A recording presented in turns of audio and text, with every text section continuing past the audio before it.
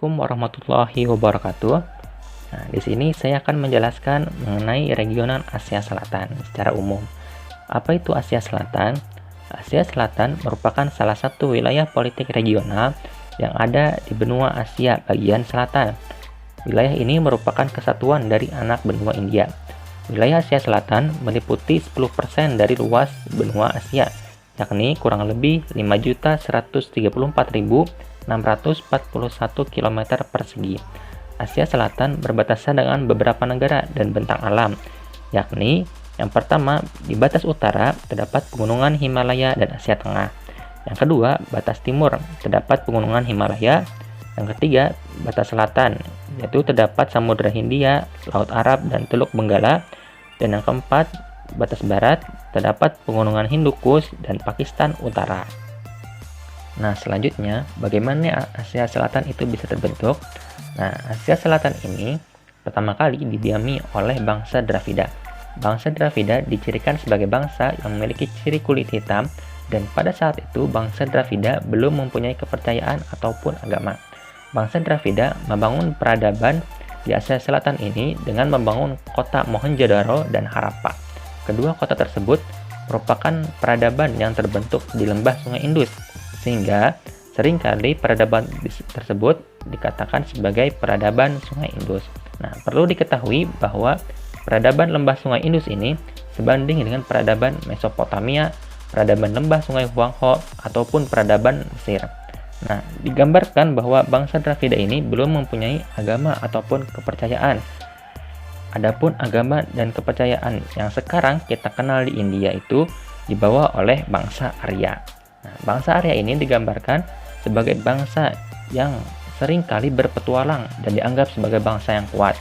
Konon, bangsa Arya yang memasuki wilayah Asia Selatan ini berasal dari Asia Barat.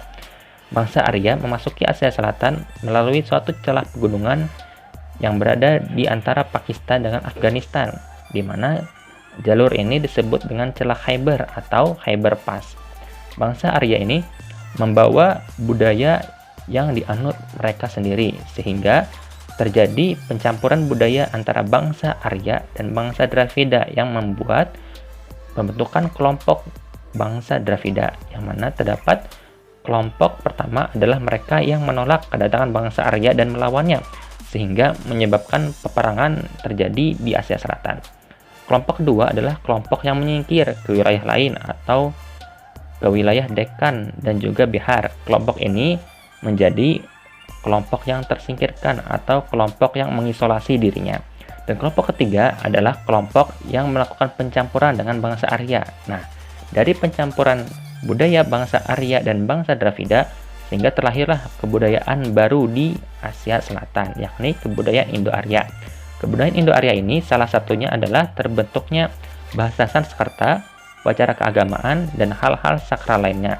Salah satu agama yang terbentuk dari pencampuran budaya ini adalah agama Hindu, di mana jika dilihat dari etimologi, Hindu ini berasal dari kata Sindhu dalam bahasa Sanskerta, yang berarti nama sebuah sungai yang berada di barat daya benua India, yakni Sungai Indus.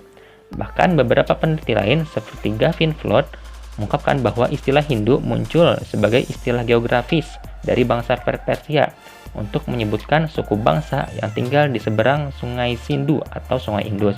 Nah, sedangkan dalam teks berbahasa Arab terdapat istilah Al-Hind yang bermakna penyebutan orang-orang Arab untuk suku bangsa di suatu daerah yang kini disebut India. Sehingga kata dari Arab inilah Al-Hind diserap oleh bangsa-bangsa Eropa menjadi Hindu. Nah, barulah kata Hindu ini merujuk menjadi bahasa untuk agama pada abad ke-13. Nah, sehingga dapat ditarik kesimpulan bahwa kata Hindu itu merupakan istilah yang merujuk kepada istilah geografis dan tidak mengacu pada suatu agama untuk pertama kalinya. Nah, selanjutnya terdapat pula Islam yang datang ke Asia Selatan. Nah, agama Islam yang datang ke Asia Selatan ini berkembang di wilayah pesisir Asia Selatan oleh pedagang yang menetap di antara penduduk setempat. Nah, dari perdagangan inilah kemudian menyebarlah agama Islam dari daerah Sind, Balochistan, dan sebagian wilayah Punjab yang ditaklukkan oleh Kekhalifahan Arab seiring dengan masuknya Islam dari Persia dan Asia Tengah yang mengakibatkan penyebaran Islam baik Syiah maupun Sunni di beberapa bagian wilayah barat laut di Asia Selatan. Nah, selanjutnya terdapat bangsa Eropa. Bangsa Eropa yang pertama kali datang ke Asia Selatan ini konon dikatakan dipimpin oleh Vasco da Gama. Nah, dari Vasco da Gama inilah kemudian memulai ekspansi Eropa ke Asia Selatan. Bangsa Eropa ini yang datang ke Asia Selatan, mereka melalui dua jalur, yakni jalur darat dan jalur laut. Jalur darat mereka melewati celah Khyber atau Khyber Pass yang dikenal merupakan suatu jalur di antara pegunungan Pakistan. Nah, sedangkan jalur laut mereka lewat pelayaran. Dari pelayaran Eropa ini, negara Asia Selatan menjadi daerah jajahan untuk mereka sendiri. Selama beberapa tahun, bahkan negara Maladewa dulunya dijadikan sebagai penjara semasa perang tersebut.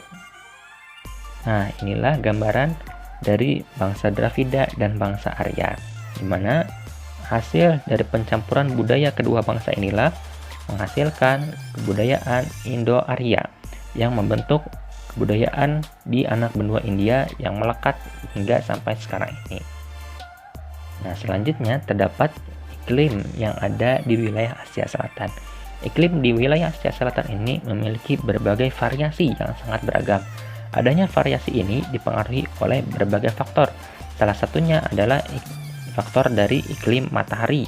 Adapun faktor lain seperti adanya faktor fisik benua, yaitu adanya pegunungan Himalaya di bagian utara dan ada juga Samudra Hindia yang ada di bagian selatan. Jika dirangkum, maka Asia Selatan ini dapat dikelompokkan menjadi 4 zona iklim. Yang pertama adalah di tepi utara India dan dataran tinggi Pakistan Utara memiliki iklim kontinental subtropis yang kering, sehingga digambarkan sebagai wilayah yang hangat hingga panas. Bahkan terbentuk gurun di wilayah tersebut. Nah, jauh di selatan India dan barat daya Sri Lanka memiliki iklim ekuator yang digambarkan sebagai iklim yang hangat dan lembab.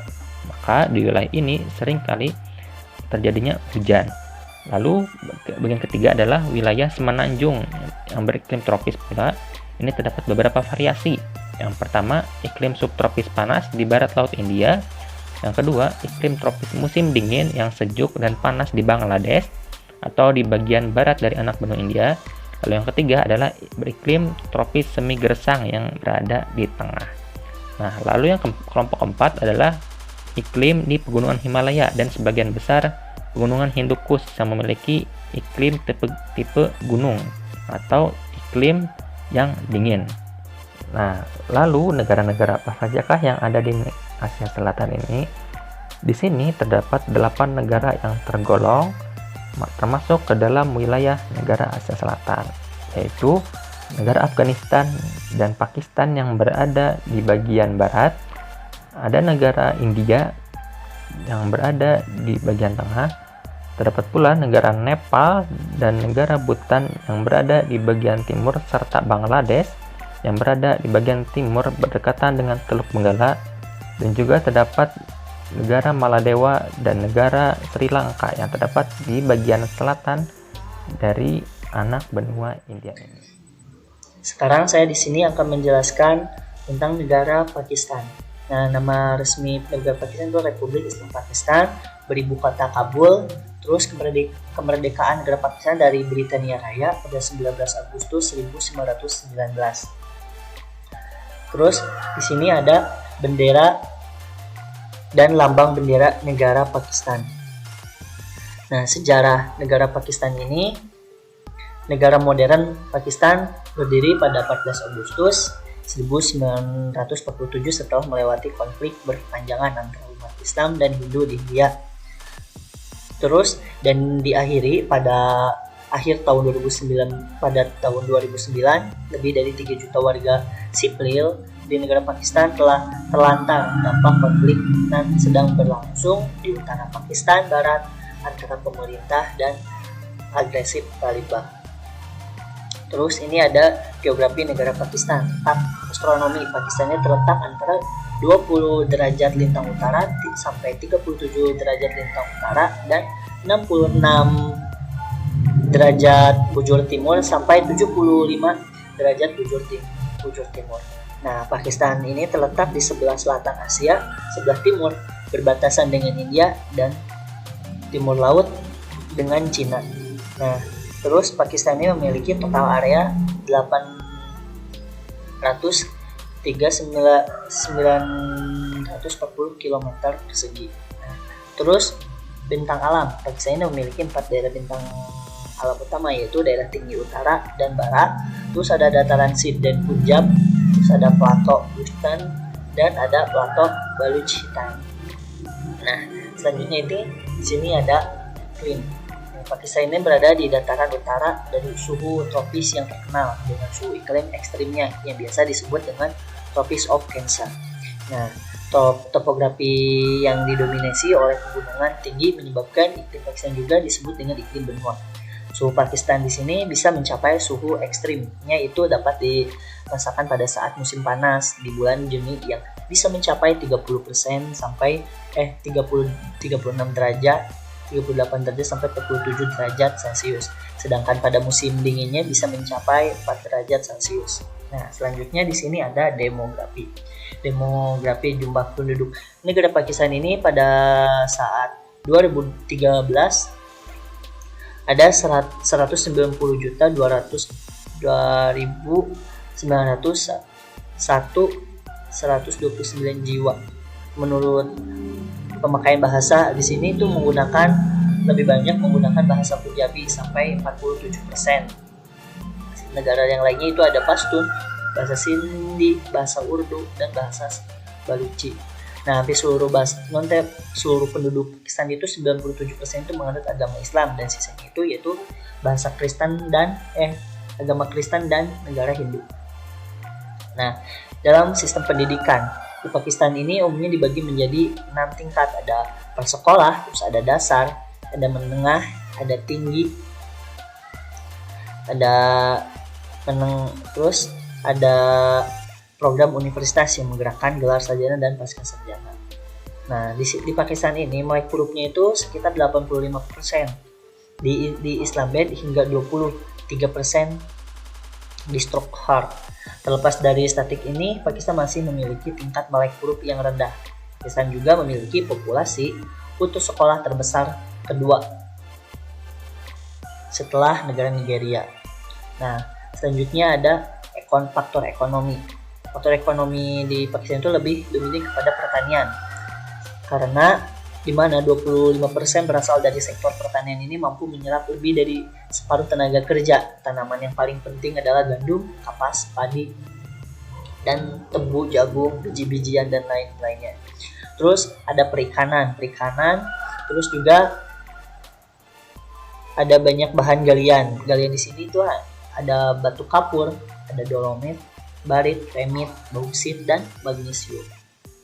Nah, selanjutnya ada faktor kesehatan. Sistem kesehatan keperawatan di Pakistan ini sangat rumit karena mencakup subsistem keperawatan kesehatan oleh pemerintah federal dan pemerintah provinsi yang bersaing dengan sistem perawatan kesehatan sektor swasta formal dan informal.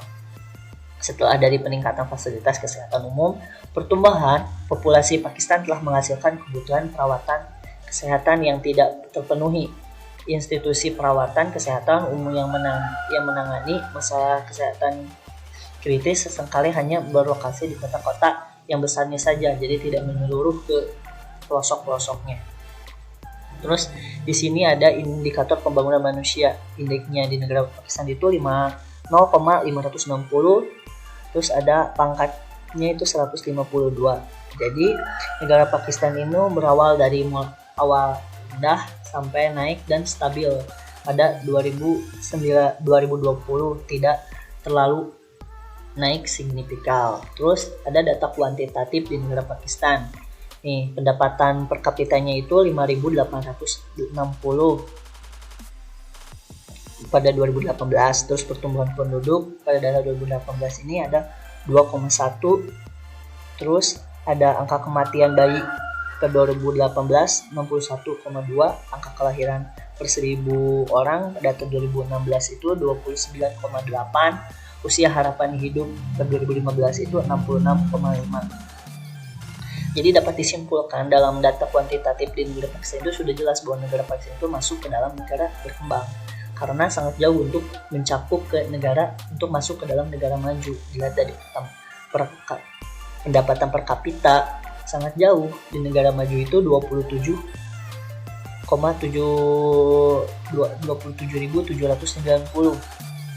sedangkan negara Pakistan itu hanya 5.860 saja, sudah terbilang sangat jauh. Terus di selanjutnya itu ada angka kematian. Kematian di negara Pakistan itu sangat tinggi sekali karena faktor kesehatannya sangat kurang. Di negara maju itu angka kematiannya cuma 6%, negara berkembang itu minimalnya itu 57, dan negara Pakistan sampai 61, itu sudah sangat jauh. Dikategorikan untuk maju ke negara maju itu sangatlah susah, harus memperbaiki dari sektor kesehatan dan lain-lainnya. Nah, selanjutnya itu ada negara Sri Lanka. Nah, negara Sri Lanka itu bernama resmi Republik Sosial Demokratis Sri Lanka, beribu kota Colombo. Kemerdekaannya itu pada 4 Februari 1947 dari Britania Raya. Nah, selanjutnya di sini ada bendera dan lambang bendera di negara Sri Lanka. Nah, selanjutnya ada geografi Sri Lanka nih. Jadi Sri Lanka ini merupakan sebuah pulau lautan Hindia di lepas pantai selatan India. Sri Lanka ini terletak pada 5 derajat 55 sampai 9 derajat 50 lintang utara dan 79 derajat 42 sampai 81 derajat 53 bujur timur. Nah, bentang alam. Sri Lanka itu merupakan negara yang wilayahnya berupa sebuah pulau besar dengan beberapa pulau-pulau yang sangat kecil.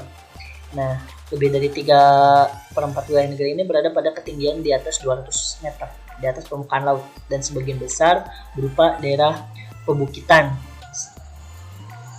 Nah, terus di sini ada iklim. Iklim di negara Sri Lanka sangat dipengaruhi oleh letak di lautan Hindia. Suhunya rata-rata di dataran rendah itu ada 25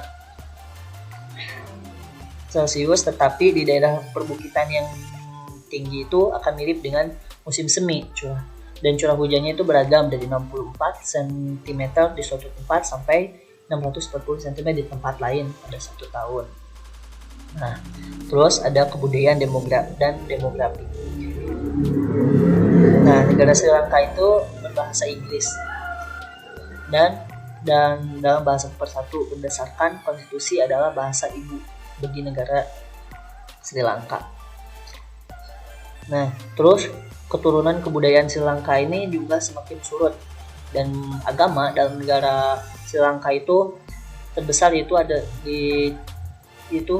negara Buddha, ada agama Buddha, yaitu sampai 70%.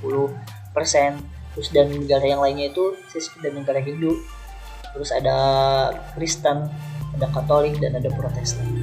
Nah, dalam kebudayaan itu yaitu selain ada eksperimentasi itu, seni merupakan hal yang penting bagi negara Sri Lanka. Karena hasil seni Sri Lanka ini yang paling terkenal adalah serangkaian lukisan wanita indah yang dilukis pada abad ke-5 di dinding bentang granit Sigiriya. Nah, di sini ada pendidikan. Konstitusi Sri Lanka ini menyediakan pendidikan sebagai hak yang fundamental. Penduduk Sri Lanka ini memiliki tingkat melek hurufnya sejumlah 98,1%, sangat tinggi ya. Terus sebuah peringkat yang tinggi itu sebuah negara di negara dunia ketiga ini sangat tinggi dalam pendidikan. Negara tersebut memiliki tingkat melek huruf tinggi di Asia Selatan, dan secara keseluruhan juga salah satu negara dengan tingkat melek huruf tertinggi di Asia. Nah, terus ada sektor ekonomi. Di Sri Lanka ini lebih ke dalam bidang pertanian. Negara ini pengekspor teh kedua terbesar yang ada di dunia. Selain itu, negara juga dikenal sebagai negara berekspor kelapa karet.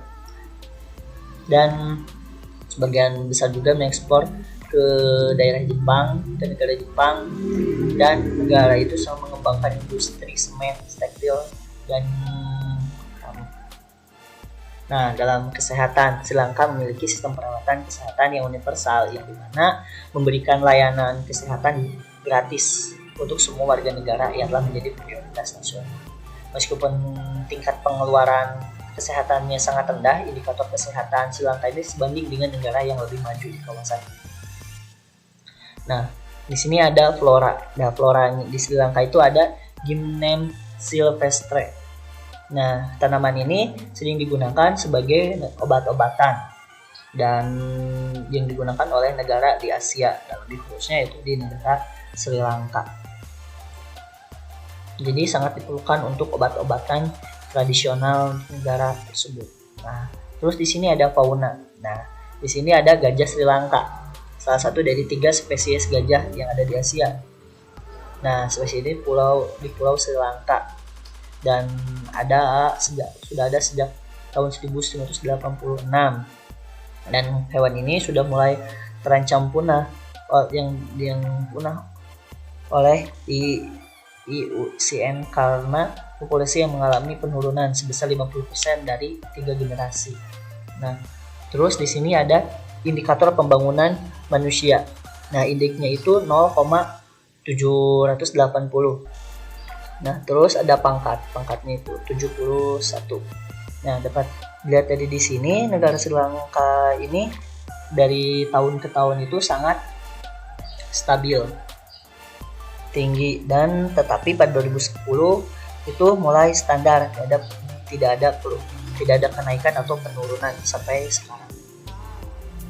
Nah, kalau dilihat dari data kuantitatif, negara Sri Lanka itu pendapatan per kapita pada data 2018 ini 13.110, terus ada pertumbuhan penduduk pada 2018 1,0, angka kematian bayinya 7,5, angka kelahiran per 1.000 orang pada 2012 17,04, terus usia harapan hidup pada 2017 itu 76,65.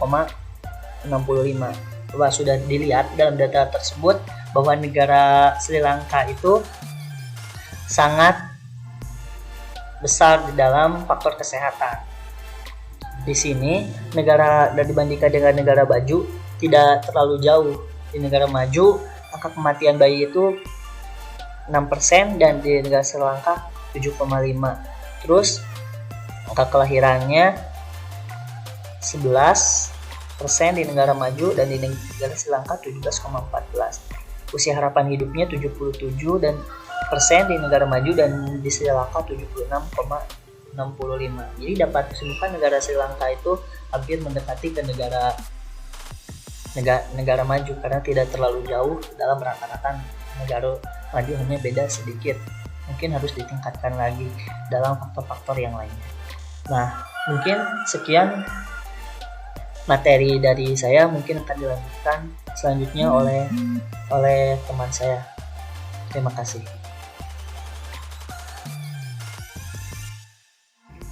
Bismillahirrahmanirrahim. Assalamualaikum warahmatullahi wabarakatuh. Di sini saya akan menjelaskan negara Afghanistan. Nama asli dari Afghanistan adalah The Afghanistan Jamhuriyat Paste Islamic Republic Afghanistan atau Jamhuri Elami Afghanistan. Nah, Afghanistan ini terletak di Asia Tengah. Nama internasionalnya adalah Islamic State of Afghanistan.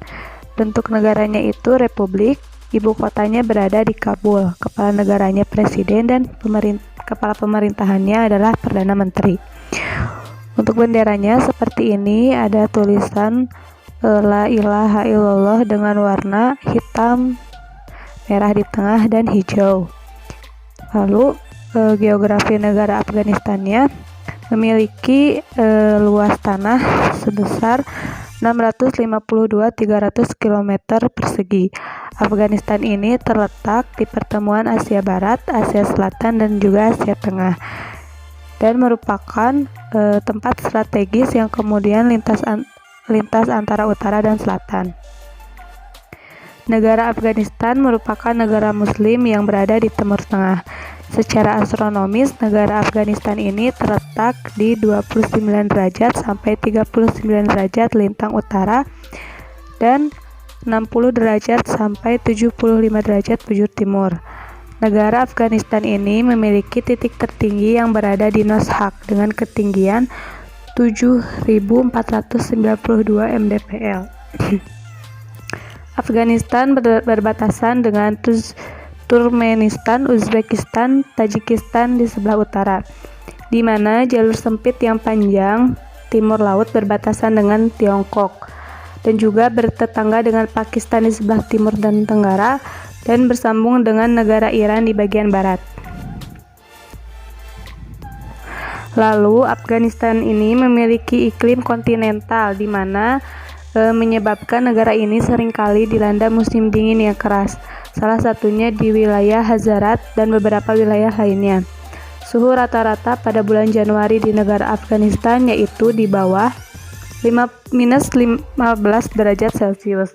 Sedangkan pada bulan Juli, suhu negaranya itu bisa naik drastis mencapai 35 derajat Celcius. Adapun etnis di negara Afghanistan itu ada Pashtun.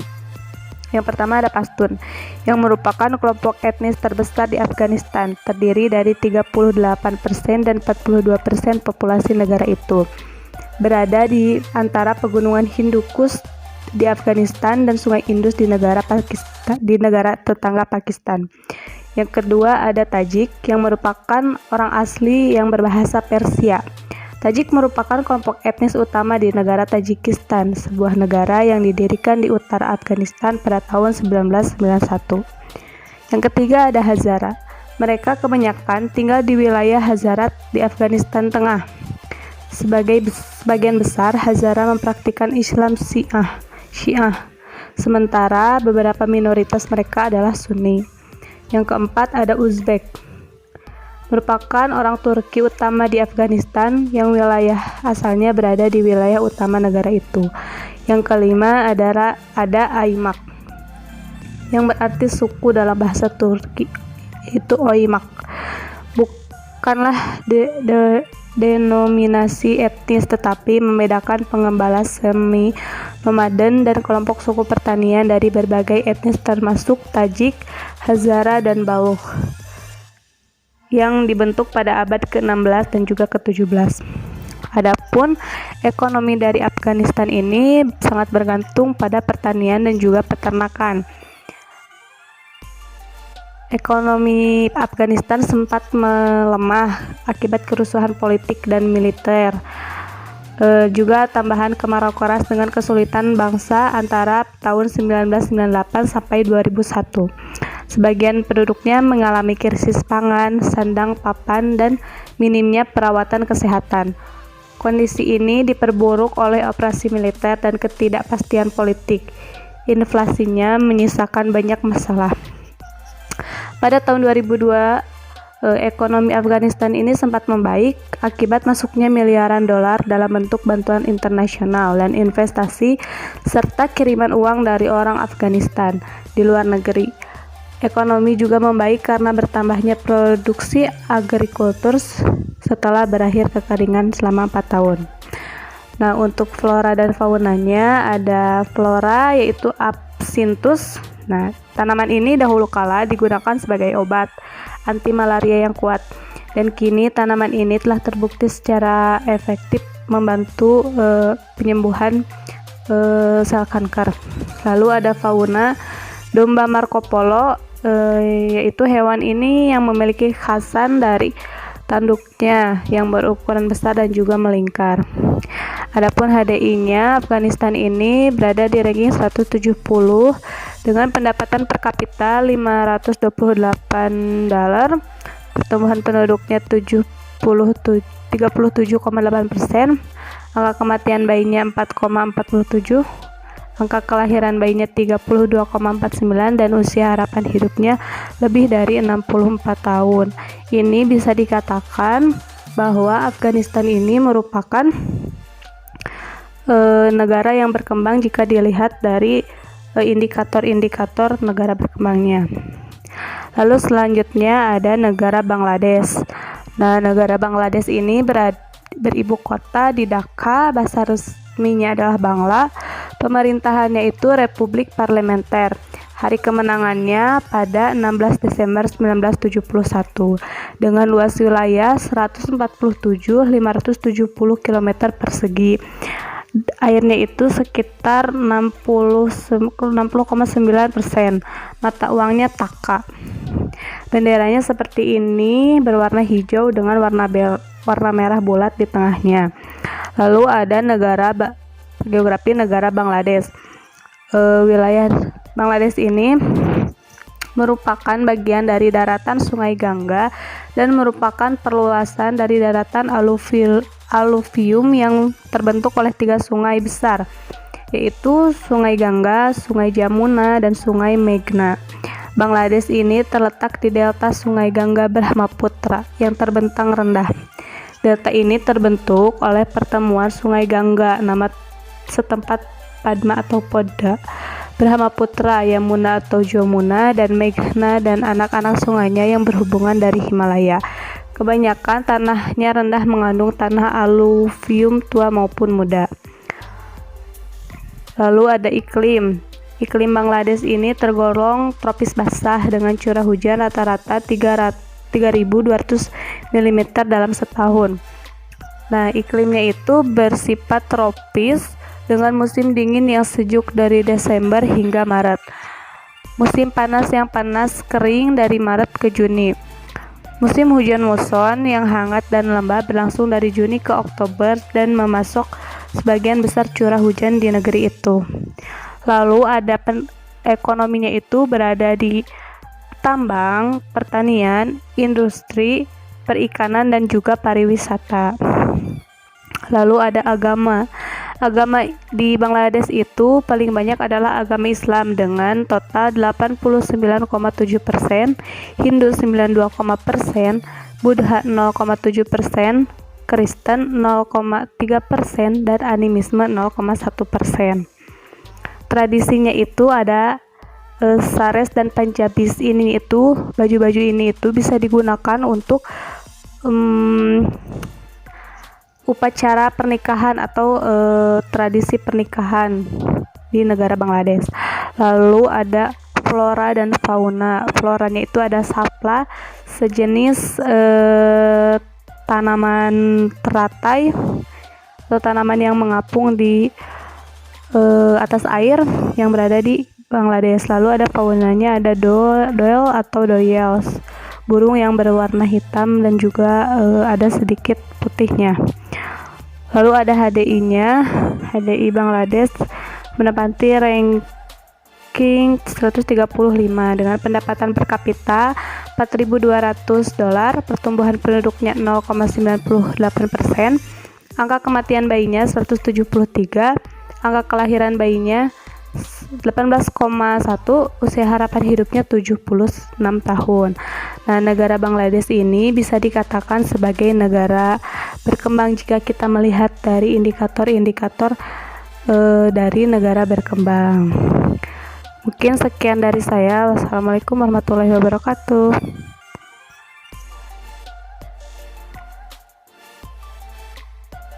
Assalamualaikum warahmatullahi wabarakatuh. Saya Alda Dwina Andara. Di sini saya akan sedikit menjelaskan tentang 2 negara yang berada di Asia Selatan, yaitu negara Bhutan dan negara India. Yang pertama adalah negara Bhutan. Jadi negara Bhutan ini terhimpit oleh 2 negara, yaitu negara India dan negara Republik Rakyat Tiongkok. Dan letak astronominya yaitu pada bagian 26 derajat 45 menit sampai 28 derajat lintang utara dan 89 derajat sampai 92 bujur timur. Nah, iklim di Bhutan ini sangat bervariasi ya, mulai dari subtropis, sedang, sampai ke tipe kutubnya juga ada. Jadi di Bhutan itu mengalami 5 musim yang berbeda, yaitu musim panas, monsun, gugur, dingin, dan musim semi. Untuk bentang alam sendiri, kawasan utara terdiri atas busur puncak pegunungan dengan iklim yang amat dingin pada ketinggian tertingginya. Jadi sebagian besar puncak di utara lebih lebih dari 23.000 kaki atau sekitar 7.000 meter di atas permukaan laut, dan titik tertinggi dinyatakan sebagai Kulak Kangri. Nah, pada titik 24.780 kaki atau sekitar 7.553 meter di atas permukaan laut. Nah, tetapi studi fotografinya terperinci menyatakan bahwa keseluruhan Kulak Kangri tersebut ada di Tibet, dan pengukuran RRT modern menyatakan bahwa Ganghar Poensum yaitu sebuah yang istimewa sebagai pegunungan tertinggi yang tak terdaki di dunia. Nah, yang lebih tingginya lagi yaitu berada di ketinggian 24.835 kaki atau sekitar 7.570 meter di atas permukaan laut. Nah, di sini juga dialiri sungai bersalju, ada lembah pegunungan tinggi juga untuk menyediakan rumput-rumput untuk para peternak. Nah, dipelihara juga populasi penggembala migrator yang sangat kurang. Nah, untuk ekonominya di negara Bhutan sendiri menjadi salah satu yang terkecil di dunia untuk perekonomiannya, karena perkembangannya waktu itu sangat kurang, dan sekarang berkembang pesat sekitar 8% pada tahun 2005. Nah, dan 14% pada 2006. Per Maret 2006 pendapatan per kapita Bhutan yaitu sekitar 1.321 US dollar, yang membuat ekonomi tertinggi di Asia Selatan, dan untuk standar kehidupan di Bhutan berkembang dan merupakan salah satu yang terbaik di Asia Selatan. Nah, jadi standar kehidupan mulai dari ekonomi yang rendah lalu berkembang pesat menjadi sangat bagus, mulai dari 8% sampai 14% hingga sekarang mencapai pendapatannya yaitu 1.321 US dollar, dan kesetaraan standar kehidupannya mulai membaik dan salah satu terbaik di Asia Selatan. Nah, untuk demografinya, penduduk Bhutan pernah diperkirakan beberapa juta dan telah dikurangi oleh pemerintah Bhutan hingga 750.000, dan itu sudah disensus pada awal 1900-an. Nah, untuk sensus lanjutannya dilakukan pada bulan Juni 2005 dan mengurangi jumlah penduduk lebih lanjut yaitu 672.425 penduduk. Nah, di sini juga pemerintah belum pernah meluncurkan secara rinciannya secara demografis dalam penduduk saat ini. Jadi kebanyakannya percaya bahwa penduduknya sengaja bertumbuh pada tahun 1990-an. Jadi awalnya persepsi bahwa bangsa dengan berpenduduk kurang dari 1 juta tidak akan diakui oleh PBB. Nah, untuk budaya sendiri, pakaian tradisional untuk laki-laki yaitu bernama ngalong dan stark chop adalah go. Nah, jubah panjang ini yang diikatkan ke pinggang dengan sabuk pakaian yang dikenal sebagai kera. Nah, sedangkan wanita menggunakan gaun sepanjang pergelangan kakinya dan dijepit di pergelangan kakinya dan dijepit di bahu, diikatkan ke pinggang, dan itu bernama kira. Dan kira ini dipadukan dengan blus yang lengan panjang yang dikenakan sebagai lapisan paling luar. Nah, untuk tarian sendiri di Bhutan ini sangat bagus sekali budayanya, yaitu adanya tarian topeng. Tari topeng ini dinamainya sendra tari, yaitu segi tradisional umum pada festival tertentu. Biasanya tarian ini digunakan untuk festival, untuk acara-acara tertentu. Jadi tarian ini menunjukkan penuh semangat dengan menggunakan topeng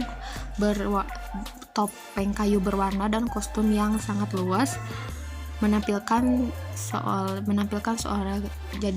seorang yang gagah, yaitu seperti antara pahlawan, setan, kepala mati, hewan, dewa, dan karikatur orang awam.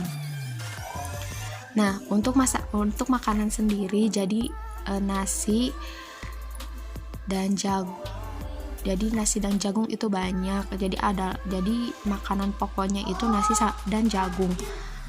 Jadi makanan di perbukitan kaya akan protein yang dikonsumsi yaitu daging, khususnya unggas dan daging sapi. Untuk makanan yang lainnya seperti susu, khususnya mentega, keju juga terkenal, dan memang hampir semua susu diubah menjadi makanan mentega dan keju. Nah, dan ini merupakan HDI-nya. Dari standar kesehatan 71,5%, untuk pendidikannya 12,1%, untuk pendapatannya yaitu 8.609. Nah, dan untuk kesehatannya menurut saya sudah terjamin.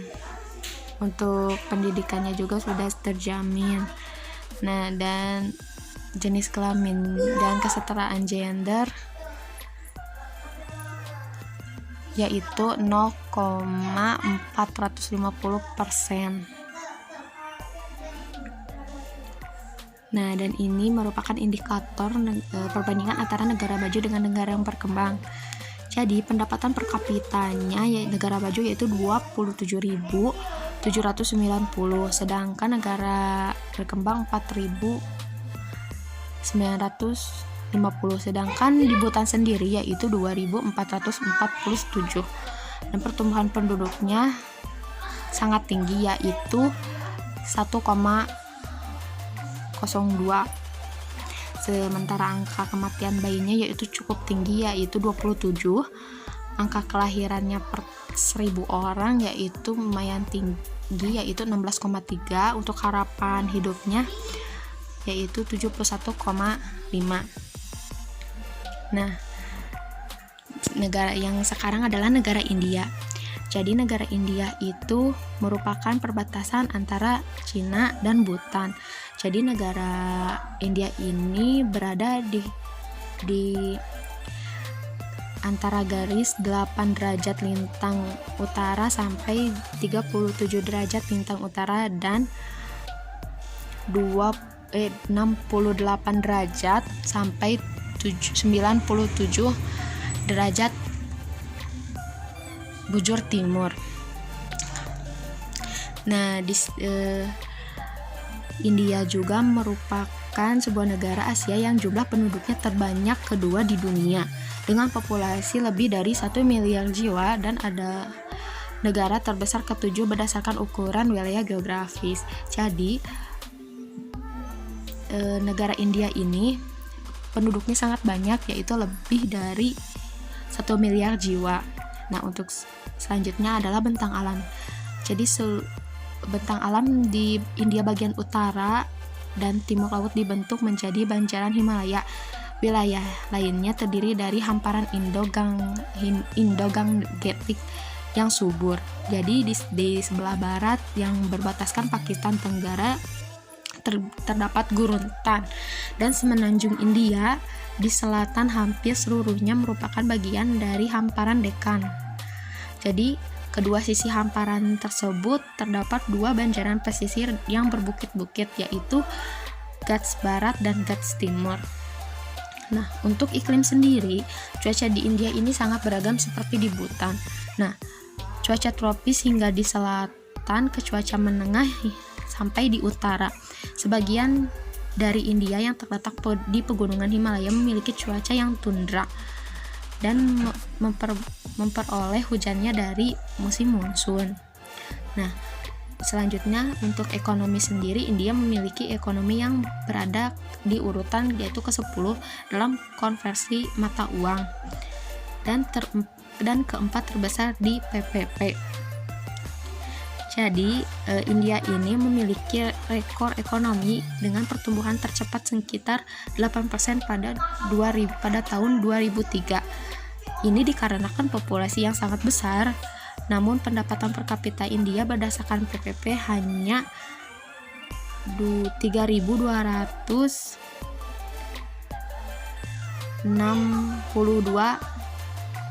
US dollar, berada pada urutan ke-125 oleh Bank Dunia. Nah, cadangan pertukaran asing antara India sekitar 143 miliar US dollar. Jadi Mumbai ini merupakan ibu kota finansial di negara ini dan merupakan rumah dari Reserve Bank of India dan Bursa Efek Mumbai. Nah, sekarang ke demografinya. Jadi penduduk India ini mayoritasnya yaitu Hindu dalam jumlah yang sangat besar, yaitu 79,8%, dan menganut Islam 14,23%, untuk Kristennya 2,30%, untuk Sikhnya menganut Sikhnya 1,72%, dan sisanya Buddha 0,7%, Jain yang berada di angka 0,36%, dan lainnya yaitu 0,9%. Nah, jadi sensus India pada tahun 2011 menunjukkan bahwa jumlah penduduk India sudah mencapai 1,2 miliar penduduk. Jadi India itu penduduknya paling banyak di Asia Selatan, paling padat. Nah, untuk budaya sendiri, budaya India itu penuh dengan sinkretisme dan pluralisme budaya. Jadi budaya ini terus menyerap dari adat istiadat, terus dari tradisi dan pemikiran dari penjajah dan imigran, sambil terus mempertahankan tradisi yang sudah mapan dan memperluas budaya India di tempat-tempat di Asia lainnya. Nah, ini merupakan salah satu tarian India, dan yang di bawahnya yaitu tabla, yaitu alat musik India. Nah, untuk indikator pembangunan manusianya, India berada di peringkat 129. Untuk kesehatannya 9,4, pendidikannya 12,3, pendapatannya berada di 6.829. Nah, jadi ini perbandingan antara negara maju, negara berkembang, dan negara India. Jadi pendapatan per kapitanya yaitu 2.719,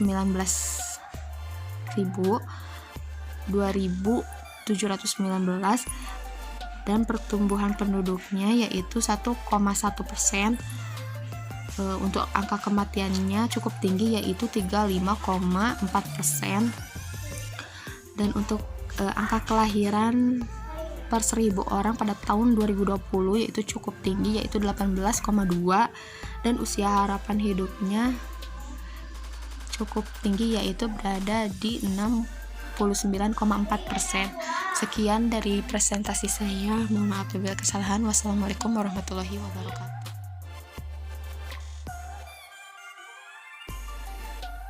Bismillahirrahmanirrahim. Assalamualaikum warahmatullahi wabarakatuh.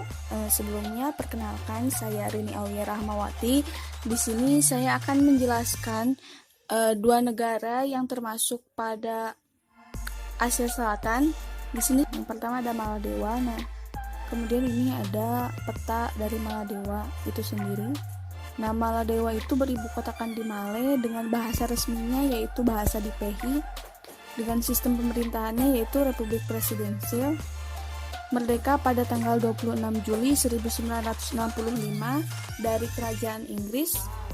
memiliki luas 298 km dengan jumlah penduduknya yaitu 15.696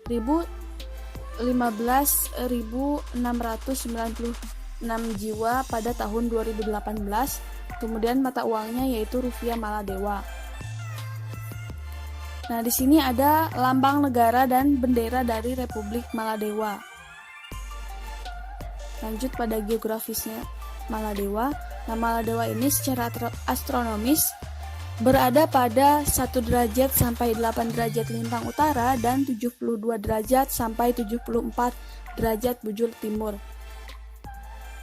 Nah, secara geografis Maladewa ini berbatasan dengan India dan Sri Lanka.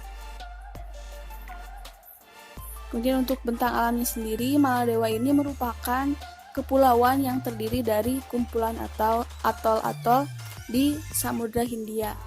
Dengan jumlah kepulauannya itu sebanyak 2000 pulau karang kecil. Kemudian untuk iklimnya sendiri, Maladewa itu beriklim tropis dengan 2 musim, yaitu musim hujan dan musim kemarau.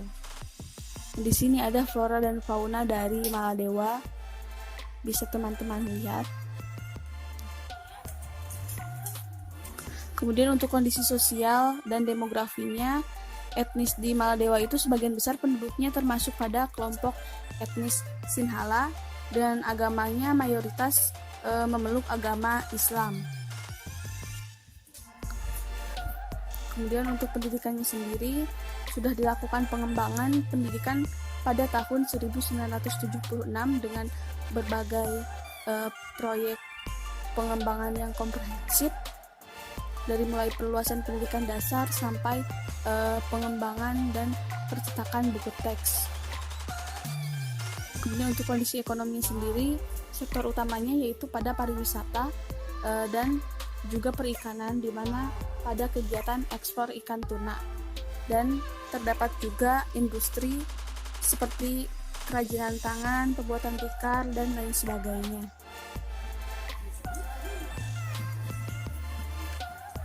Kemudian untuk kondisi kesehatannya sendiri sudah dirancang dengan baik berdasarkan ukuran populasi dan geografisnya.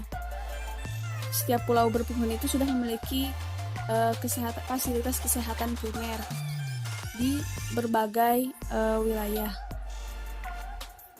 Kemudian untuk HDI-nya sendiri, Maladewa itu indeks pembangunan manusianya 0,719 dengan peringkatnya yaitu ke 104.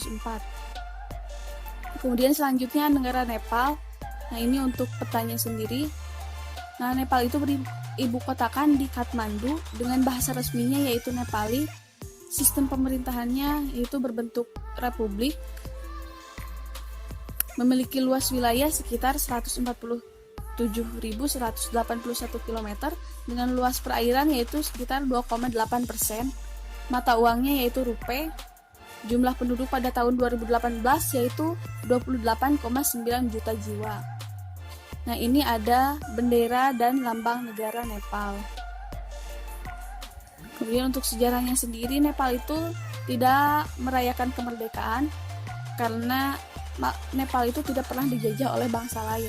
Dan untuk kondisi geografisnya, nah secara astronomis terletak pada 26 derajat lintang utara sampai 31 derajat lintang utara dan 80 derajat bujur timur sampai 89 derajat bujur timur. Nepal ini berada di kawasan pegunungan tertinggi dunia yaitu Pegunungan Himalaya. Berbatasan dengan India pada sisi barat, selatan, dan timur, sedangkan di sisi utara yaitu berbatasan dengan Cina. Bentang alamnya sendiri, Nepal itu menjadi 3 daerah, yaitu ada Himalayan Range, Middle Hill, dan daerah Terai. Kemudian untuk iklimnya sendiri sangat beragam, tergantung pada ketinggian wilayah dari permukaan lautnya. Dan untuk flora faunanya itu dibagi menjadi 4 pembagian wilayah, yaitu ada zona tropis, zona subtropis, zona beriklim sedang, dan subalpin serta zona alpin. Ini ada flora dan fauna dari Nepal.